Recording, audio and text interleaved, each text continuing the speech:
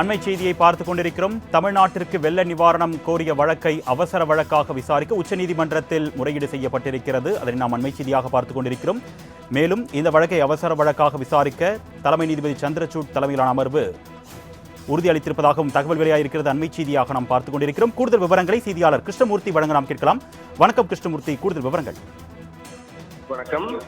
வெள்ள நிவாரண நிதி வழங்கவில்லை என குறிப்பிட்டு மத்திய அரசுக்கு எதிராக உச்சநீதிமன்றத்தில் தமிழ்நாடு அரசு மனு தாக்கல் செய்திருந்தது. இடைக்கால நிவாரணமாக மத்திய அரசு தமிழ்நாட்டிற்கான வெள்ள பேரிடர் மீட்பு நிதி சுமார் 2000 கோடி வழங்க உத்தரவிடக் கோரி மனுவானது தாக்கல் செய்யப்பட்டிருந்தது. குறிப்பாக ஏற்கனவே வெள்ள பாதிப்புகளுக்கு நிவாரணம் கோரி முதலமைச்சர் மு க ஸ்டாலின் மத்திய அரசுக்கு கடிதம் எழுதிய நிலையில் தற்போது அரசு சார்பில் நீதிமன்றத்தில் மனுவானது தாக்கல் செய்யப்பட்டிருந்தது.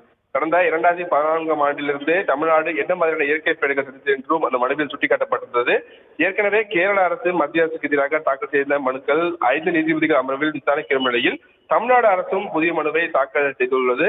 இந்த வெள்ள நிவாரணம் கோரி தமிழக அரசு தரப்பில் தாக்கல் செய்துள்ள இந்த மனுவை உடனடியாக விசாரணைக்கு எடுத்து வெள்ளம் நிவாரணம் கோரி தமிழக அரசு தரப்பில் உச்ச நீதிமன்ற தலைமை நீதிபதி அமர்வில் இன்று ஒரு அவசர முறையீடானது செய்யப்பட்டிருந்தது.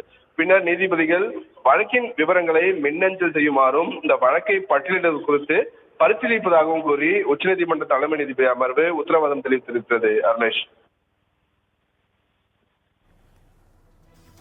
விவரங்களுக்கு நன்றி கிருஷ்ணமூர்த்தி.